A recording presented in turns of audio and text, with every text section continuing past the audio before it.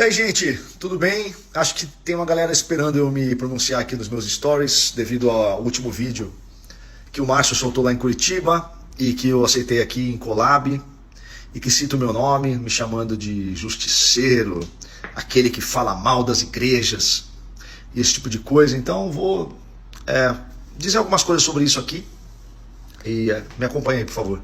Desde que eu comecei meu perfil aqui na internet, no final de 2019, aqui, principalmente esse aqui do Instagram, eu sempre tentei ter uma comunicação que causasse uma mudança na vida das pessoas, que eu considero muito positiva, que é a mudança que aconteceu na minha vida. Eu já fui como vocês, eu já fui um jovem dentro de uma igreja, totalmente absorvido por doutrinas que não faziam o menor sentido, ensinamentos que não tinham base bíblica, referências de literatura e de pregadores que não eram recomendáveis, mas que no contexto onde eu participava, na bolha onde eu estava, era esse o universo que me era apresentado.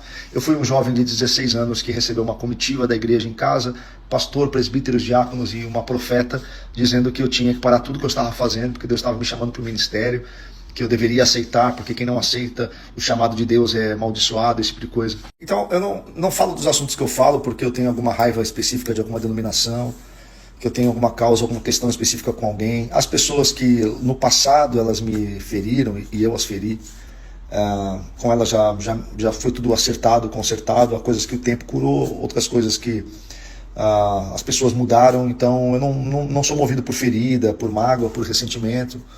Me dou muito bem com as pessoas que foram meus líderes no passado. Mas como alguém que foi vocacionado para a pregação da Bíblia, para a pregação do Evangelho, e que já está fazendo isso há 30 anos, muito antes desses pastores aí sequer serem convertidos, eu já estava no ministério, já estava pregando em favela, já estava pregando em hospital, em cadeia, cuidando de gente, promovendo eventos na minha cidade. Eu já estava, por exemplo, liderando jovens e organizando mobilizações, eventos, shows, programa de rádio, televisão, aqui na minha região, nos anos de 94, 95, eu sou velho nisso. Eu participei dos primeiros eventos onde se falou sobre apóstolos no Brasil, batalha espiritual.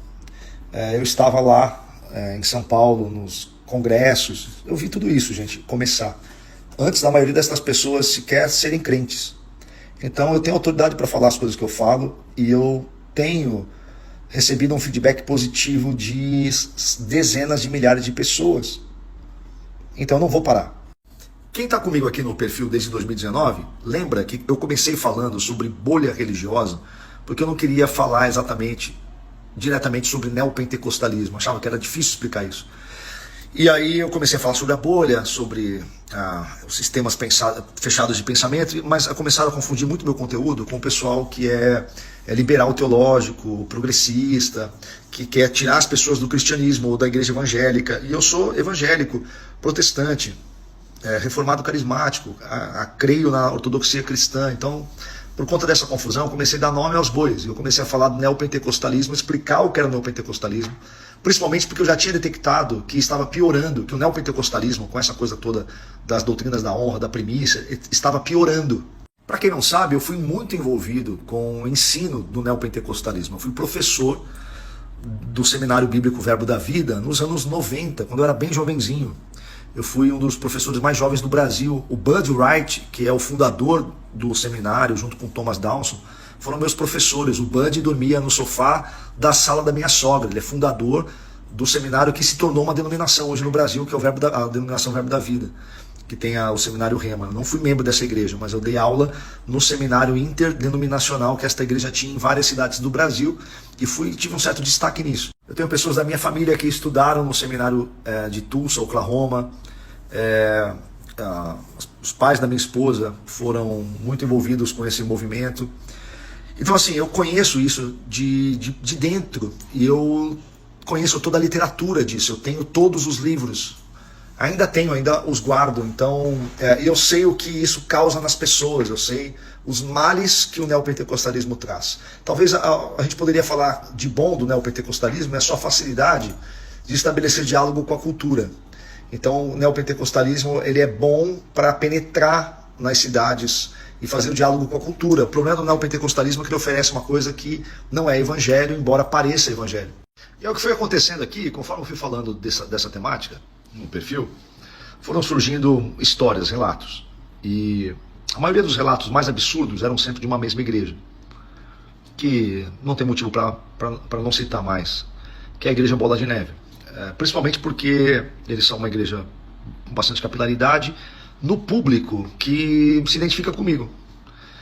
Talvez outros públicos sejam outras igrejas, mas no meu perfil aqui tem muita gente dessa faixa etária, dessa faixa socioeconômica, né? E as histórias eram muito absurdas, assim, principalmente porque eles praticam muito forte a doutrina da honra. E eles têm todo um ecossistema em torno disso. Então começaram a chegar muitas histórias que eu sempre apurei antes de publicar. Então eu tenho vários posts aqui no meu Instagram com histórias que eu recebi desse pessoal, né? De pessoas que se sentiam coagidas a contribuir com vaquinhas para presentes caros, para pastores, práticas que qualquer membro aí sabe muito bem que acontece. É lógico que a pessoa que está lá, ela foi preparada antes, né, para poder receber esse tipo de abordagem. Ela vai ficar anos ouvindo que ela tem que honrar o líder, que o líder é ungido, que o líder, a visão, né, não pode ser questionada e tal. Todos esses mecanismos de seita são vastamente explicados na literatura acadêmica. A maioria das coisas que eu falo aqui, eu não estou dizendo nada novo. Tem literatura vasta sobre esses assuntos. Eu não sou o único crítico do neopentecostalismo. Tenho ganhado popularidade por conta que acho que eu sei usar bem o Instagram, mas você tem muitos autores, para citar, por exemplo, o pastor Paulo Romero, pastor já falecido Nathaniel Rinaldi, vários acadêmicos, vários teólogos brasileiros, o próprio pastor, o reverendo Nicodemos. Ontem publiquei um livro do Paul Washer. Então, esse debate contra as falsas doutrinas e as práticas do neopentecostalismo não são uma coisa da cabeça do Tiago. Eu não sou o justiceiro. É que eu falo disso de uma maneira que o público engaja, porque eu brinco, porque eu faço piada, porque eu uso ironia, sarcasmo, porque eu uso meme. Então isso tem reverberado de uma forma que antes não reverberava, porque antes isso estava só nos livros. E esse povo neopentecostal geralmente não é muito de ler, ou quando lê só coisa rasinha. Até porque se lesse, e lesse bem, não seria neopentecostal, né? Não cairia nessas visões aí esdrúxulas, né, dos apóstolos e tal. Então é isso, assim, eu não sou justiceiro, só que eu entendo o seguinte, falar mal do que é mal é bom. Falar bem do que é mal é maldade. A gente tem que falar mal do que é mal. Então, o que é mal? Falsa doutrina é má, é maldade. Abuso de autoridade é maldade. Você ter um sistema doutrinário que é extremamente pesado no membro comum, mas que é leve e elástico quando se trata do apóstolo e dos seus correligionários, isso é replicar o que o mundo faz, o que a política faz, o que os partidos fazem, o que os governos fazem, os sistemas de poder fazem. E assim, eu nem quero nenhum tipo de contenda com a pastora que fez o áudio, acho que ela estava cumprindo ordens. E muitas pessoas que me seguem hoje, muitos que hoje são meus amigos, já estiveram no papel dela.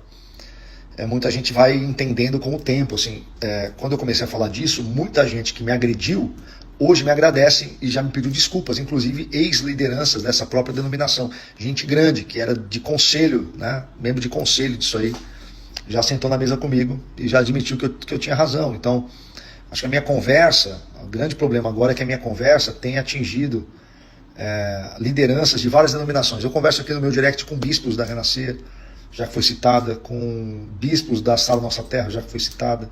De todas as neopentecostais brasileiras, eu converso com bispos, pastores e lideranças que me pedem ajuda. Eu tenho sido usado por Deus para libertar pastores de praticamente todas as denominações neopentecostais. E graças a Deus, outra coisa, Deus tem me usado para refrear processos de neopentecostalização em igrejas que não eram neopentecostais. Nós já tive casos aqui de igrejas batistas, metodistas, que estavam neopentecostalizando e o povo começou a pegar o meu conteúdo e impedir esse processo na igreja local. Então assim, não é agradável a minha conversa, eu sei que não é. Às vezes ela parece pesada, mas ela é muito necessária e tem dado frutos. E repito, falar mal do que é mal é bom. Falar bem do que é mal é maldade. Falar mal de uma coisa que merece crítica, que merece repreensão, é o que todos os profetas da Bíblia fizeram, é o que João Batista fez, é o que Jesus fez, é o que os apóstolos fizeram. Para finalizar, Isaías 5:20 diz assim: ai daqueles que chamam ao mal de bem e que chamam o bem de mal. Ai daqueles que chamam a luz de escuridão e a escuridão de luz. Ai daqueles que chamam o amargo de doce, o doce de amargo. Então, você que está me ouvindo, você tem que aprender. Ah, o Tiago está falando mal da igreja? Não, o Tiago está fazendo uma crítica a algo mal, a algo ruim, a algo errado, a algo que a Bíblia condena. Se eu estou fazendo isso, estou fazendo para o bem. Às vezes eu posso não fazer num tom que você goste, às vezes eu posso agredir certas coisas que você sempre acreditou que fossem a verdade. Sabe o que você faz? Pega a sua Bíblia e confere o que eu estou dizendo, se faz sentido ou não. Olha para o Brasil, olha para a política. Se a gente não tivesse gente criticando os políticos, olha o que o Brasil já teria se tornado. É o que um sistema totalitário faz, quando ele não pode ser criticado. Uma igreja não pode ser um sistema totalitário. Uma igreja não pode ser uma Coreia do Norte.